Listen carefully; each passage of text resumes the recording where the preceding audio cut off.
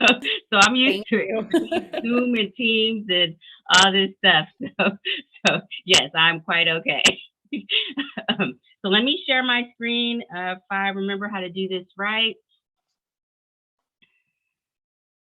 Hmm, Wait, see, as I'm talking about, here we go. Okay. Mm, It's asking me a bunch of questions all of a sudden. Okay.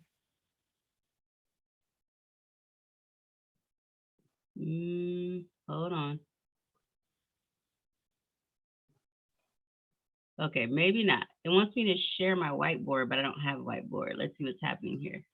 Try one more time. If not, I'll just start talking to you.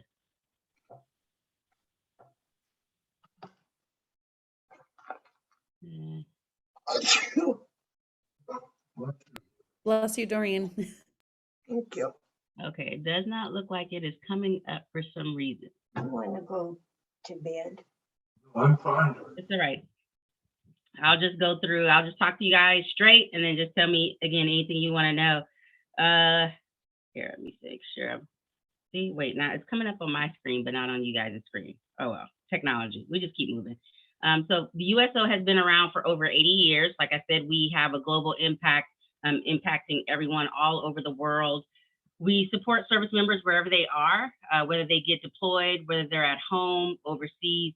We go wherever the mission takes them, making sure that they stay connected to family, home, and country, no matter where they are. Making sure that they know that the American public supports them. We see them, we hear them. There's a lot of times where they do feel isolated. They do feel like the American citizens do not understand what they're going through. And the USO tries to help bridge that gap and bring us all together to say, hey, we see you, we support you, we know you're there, and we'll be wherever you are to help you. We're in 17 countries, 32 states, 250 plus locations all over the world, 7 continents. I mean, there's a USO just about everywhere. And we can always pop up a temporary station whenever needed. For example, as we're talking about the war in Ukraine, we do have a new center in Poland supporting efforts out there, and making sure we have team members who have been deployed along with the military, making sure that they stay connected, whether it's meals, whether it's phone homes, whether it's supporting them in any way to boost their morale. We go wherever they go, even to places like Poland and where they could be in danger as well. Today, the USO serves all branches of the military, including the newest one, the Space Force. We do the National Guard, we do reserves. Anybody with the uniform who has signed and said that oath to protect our country, we support them, no matter, again, where they are. Told you a little bit about our locations, particularly the USO provides support to service members through a variety of different programming. Like I explained a little bit, we do deployed and those preparing for deployment. So when they're deployed to different countries, we help send them off with a nice American, goodbye, making sure their families are there, feel supported, making sure that they have centers, that they're connected with the center that they're going to, if there's one around. They have care packs, gaming equipment, different things just to keep them together. We also provide these items and ship them out to different locations, whether it's Africa or, we just withdrew from Afghanistan, but we had efforts out there, making sure that they had modern day facilities and things to keep them connected back home. We also hear for military families who are, who have to leave, who are separated from their service members. We provide programming to keep them connected with each other, keep them connected with their own families back home. Whether it's, we have a Bob Hope Legacy Reading Program, which enables service members to record themselves reading a book to their child. And it doesn't have to be their biological child. It could be a younger brother or sister, could be a nephew, could be, anyone. So we will take that recording, we get a copy of the book, and we send it to the child as a way to keeping them connected. And it actually can go back and forth. Also, the USO very much cares about military children and their education. So we also have literacy programs, also connecting them and making sure that because the families move with service members. Sometimes it's every 2 years. You just never know. So making sure that they stay connected. We found that reading is one way that they can stay, whether it's to their actual service member, to the grandparents, to their friends back home.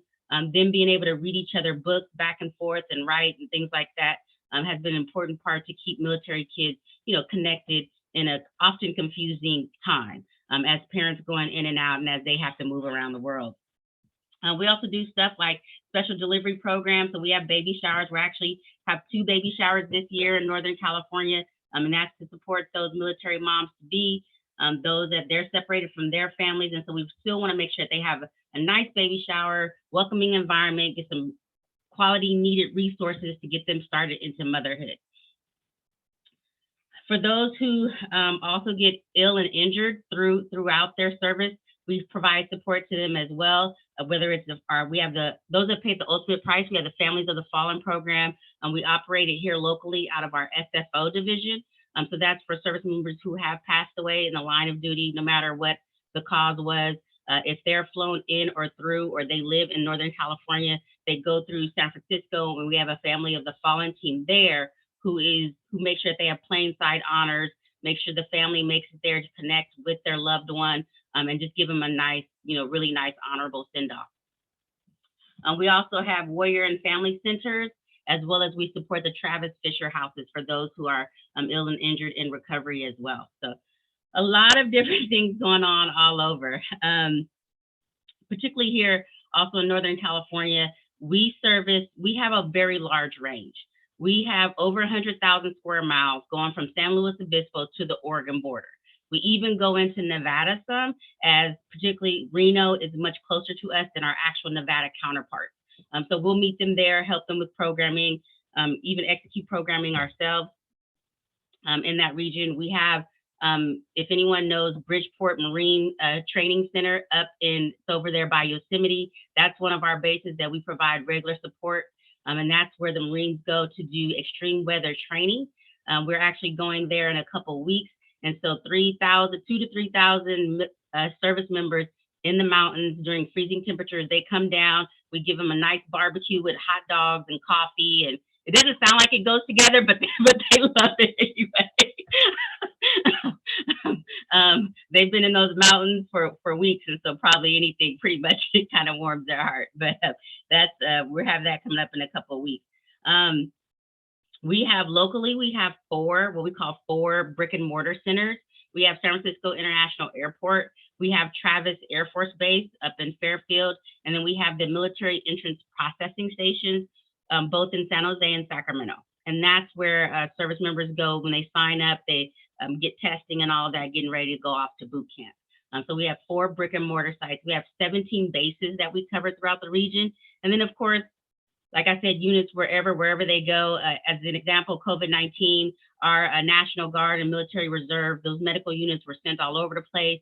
And we went wherever they were to make sure they had, care packs, hot meals, things like that, just to keep them going and keep them supported. Because, some of us got to take a break during COVID, and they sure did. They still haven't taken a break.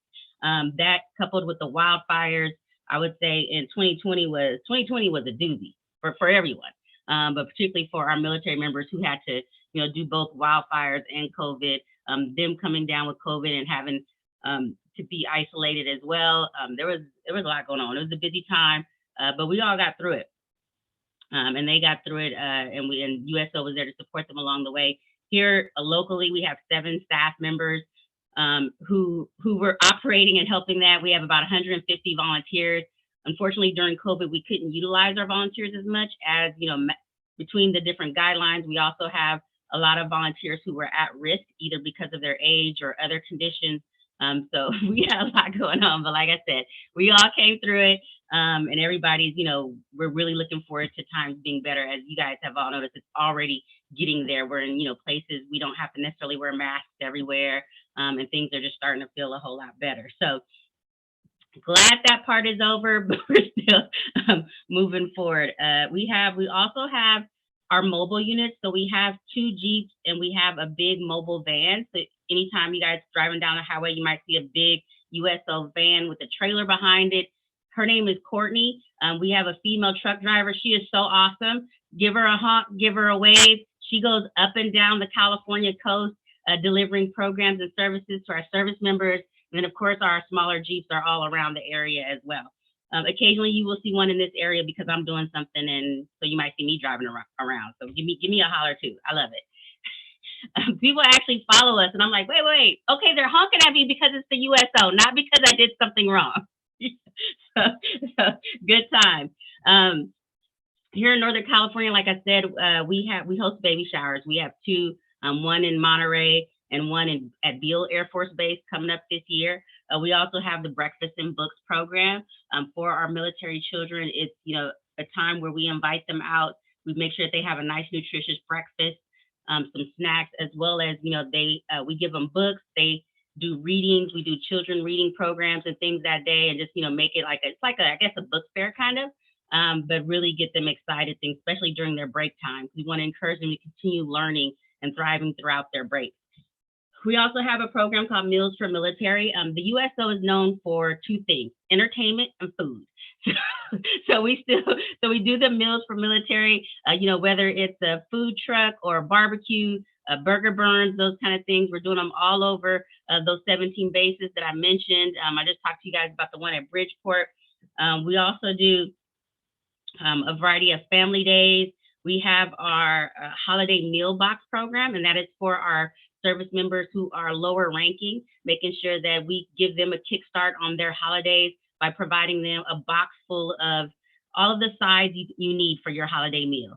So it's cornbread, it's dressing, it's green beans, it's all this stuff. The only thing we don't do, we call it everything but the turkey, because we just don't have the facility in the storage to be able to house turkeys for everyone. So we do that for the holidays as part of our meal program. Of course, a disaster relief support, as I talked about earlier, making sure that those battling the wildfires, those in COVID, those being deployed to Europe and things like that, that they have the things that they need, and just a touch of home. Even the military had a hard time getting their hands on hand sanitizer and masks. Go figure, right? So we were supporting them with those efforts, as well as just trying to support our own selves. So all that kind of stuff. We do backpack drives for the kids. We do deployments, homecomings, any way that we can help them feel supported, feel better about whatever's happening around them, and just give them a break. Just give them a break. Give them that time to just exhale. We will, even if it's not on our traditional standard program list, we will try to figure out a way to help them. Our young service members in the dorms, well, they're like college students. They're pretty much like college students. They spend all their money and run out of the money at the end of the month, and so they come to us for food and things. They forget to write mom and dad, so we got to remind them and even give them a postcard. We've taken pictures of them and sent it to mom and dad for them. So it's like, so everything from the moment they enter the military through the entrance processing station, where them and their families are just wide-eyed, not knowing what's happening. During COVID was especially tricky time because the families could not go in. The families could not see them get sworn into the military. So we were able to be there on occasion to take pictures, to give it back to their families who were waiting outside, just to be able to experience that environment, all the way to, when they leave the military. We have transition programming to help them, turn their military career into a civilian career. Like, how do you transfer working with different machinery and equipment into what you do for everyday life as a regular civilian? So we're helping them with resume writing and interviewing and all that kind of stuff as well. So a lot of stuff going on. This year, we also have some really big programming that we're looking forward to. Travis Air Force Base has the Open House Air Show happening in May. And so we will be part of that. We will have pop-up locations for all of our service members. So a lot of service members work hard trying to make sure it happens. They open the base to the public so that everybody can see the air shows, see what a military base has to offer, that kind of thing. So all those service members working behind the scenes to make that happen. We make sure that they get some meals and some refreshments and just a break. Whether they just sit down in one of our pop-up lounges and just kick their feet up for a little bit. That's what we're there for the air show. As well as the San Francisco Fleet Week. That's a week-long festivities of 3,000 service members here in San Francisco, showing off what the Navy can do, what the Marines can do, all of our sea services, And so we're there to support them with those pop-up stations as well. So those are our major events for 2022, and we're still, we're constantly going. Next month is Month of the Military Child, and we have events happening multiple times every single week, all throughout the region, trying to make sure that everybody gets touched, that every military kid feels the love and knows that we see them, we hear them, and we're here to support them and just to help them to have fun. So whether it's, movie night at the USO, or they're also doing, especially because it's also Easter, so there's a lot of, egg hunts and festivals and things, spring festivals. So our busy season really starts in March. So we're just now starting our busy season, and it goes all the way to December. So so I'm most calm in January, February. The rest of the month you see me like, what's going on? but it's definitely, I love it. It's definitely my life's work. I wouldn't trade it for the world. Each day is different. And just being connected and knowing what's happening and supporting and just seeing their smile. Even as I can share with you, we went to the Defense Language Institute in Monterey, and that's where they train service members on different languages. And the interesting thing is that they apply to be in the program, but they don't have any say on what language they get handed. So I was talking to one young service member in the dorm. He said, yeah, I had a Spanish background, so I thought I was going to be speaking Spanish. And then they sent me to Russian class. so he said completely different than what I thought, but it's a very challenging program. They talked about, especially in wake of everything that's happening with the Ukraine and Russia. We talked with some of those instructors, and they just, fighting back the tears, but still being there to teach the language and make sure our service members are equipped so that when they do get deployed, when they do go to these different regions, they are ready to negotiate and to communicate and work with everyone. So it's pretty amazing of all of the military things that happen actually here in Northern California. I don't think we see it every day. This is not an area where you see service members every day. There's some areas like San Diego, you do. They're like entrenched. There's a lot going on. But here we're so spread out that you don't see it every day. So being able to see those bases and talk to those service members and see what they're going through and hear their stories is completely amazing. And, like I said, this is what I love to do.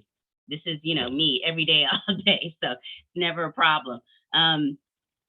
So with that, I guess I'll open it up to questions. I'm happy, I'm pretty transparent. So I'm happy to talk about anything I know. I'll be honest and tell you if I don't know. Or of course, there's, several classified items that of course I can't talk about, but I'll be open to tell you that too.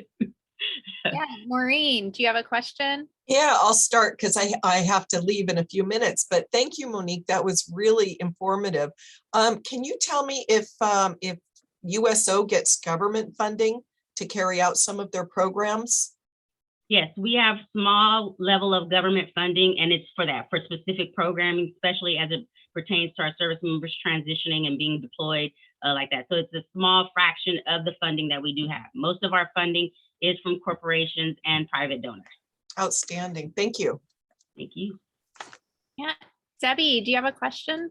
I just want to thank Monique so much. I mean, that just touched my heart when she was talking about, when they're like college kids in dorms and they need help. But my granddaughter is in the military. She's in the Air Force. She's turning 25 this year. She's married. Her husband's in the Air Force. They both just shipped to Japan, and they're having a baby in May. Their last name's May, so we call the baby May. But it just touched my heart that you guys do so much for them. All the things that you said, wherever you can, especially when they're young. And then you're doing these baby showers. Oh my gosh, that really touched my heart. Can I send just a small donation towards one of those baby showers, or how do I do that? Yes, you can do that on our website at northerncalifornia.uso.org. I can put it in the chat group. Okay. And tell them, because we do have USOs in Japan, depending on where they're located, have them speak it out. They will help. They will help. Oh. And we also have virtual programming so that they, no matter where they are, they can also do virtual programming, which we do virtual baby showers, and they will send the stuff to them. So that's one thing. COVID pushed us into that virtual world. We were dipping, dabbling a little bit, but really with everything shut down and people being isolated, we had to figure that whole virtual gaming, virtual programming, all of that out to keep them connected. Yes. So tell them to look, because there's definitely, I know some counterparts in Japan, they have wonderful programming out there. Depending on exactly where they're stationed, there's a USO somewhere by them. Okay, I'm going to tell them that. And also, I loved how you talked about when they leave the Air Force or whichever military branch they're in, how you help them transfer. Like, they both work on electronic components of the engine. You know, how do you translate that to civilian life? Maybe they already have an idea, but I sure don't. Anyways, I miss them, and that baby's going to be born over there and live there for 4 years. So we're going to try to meet in Hawaii next year, because Japan isn't accepting us right now. No, But Hawaii, thank Hawaii's you. a good option. Yeah, Hawaii's a good option. Thank you. Thank you. Well, I didn't want to put any of our members on the spot, but we have one member, Glenda, who is very involved in a organization that sounds kind of similar. So I don't know, Glenda, if you wanted to just speak for a second about their angels, because it sounds like it's like right up the USO's alley, kind of. Not to put you on the spot if you don't want to. Don't put me on the spot, but I just want to say that it does sound similar. Because we do support the military. We send care packages and cards, and we do backpacks for kids, you know, for different months and stuff like that. So it's their angels. Marva Lyons, I wish she was on this call. She could really talk to you more about it. But oh, and Debbie, I wanted to say, we will send your daughter and son-in-law a care package if you give me the address, and we will mail them a care package. Oh, nice. Thank you. That's great. And I'll look into their angels too, because there are sometimes we have requests that we cannot fill. And we like to defer them out to other groups that maybe can support. So thank you for putting it in the chat group. I'm gonna take that down and take a look and align wherever we can. So definitely. Thank you. Yeah, great. Do we have any other questions for Monique?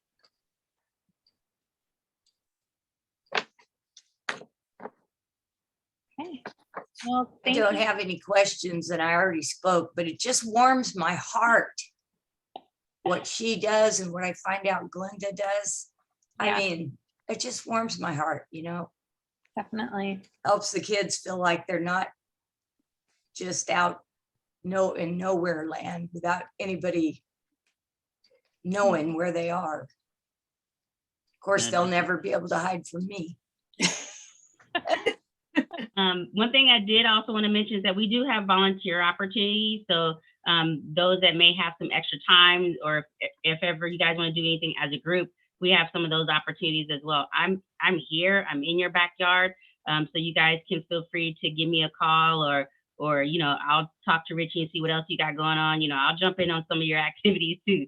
You know, I'm like, hey, it's, you know, sometimes probably closer if I bond with you guys and go to San Francisco. Right. But, you know, definitely as we're all trying to make that global impact, you know, I definitely support the military and everything I do as a profession. But, you know, on the other side of that is that that volunteer component. And I'm just, you know, I do it with the USO as well as everywhere else. So whatever you guys have going on, I'll definitely stay in tuned. Like I said, you guys are in my backyard. And I'm passing Richie in his office every time I go drop my son off. I'll probably pass some of you guys too. So we can definitely link up. And if you need extra hands of support, anything, you know, I'm here. So it's easy. Perfect. Well, thank you so much for joining us. It was our pleasure to have you today. Thank you. Thank you. And I hope to link and hook up with you guys soon. Yeah, definitely. And feel free, we're just going to do our little Rotary business stuff. So feel free to head out if you need to. All right. I'll see you guys soon. Thanks, Monique. Bye.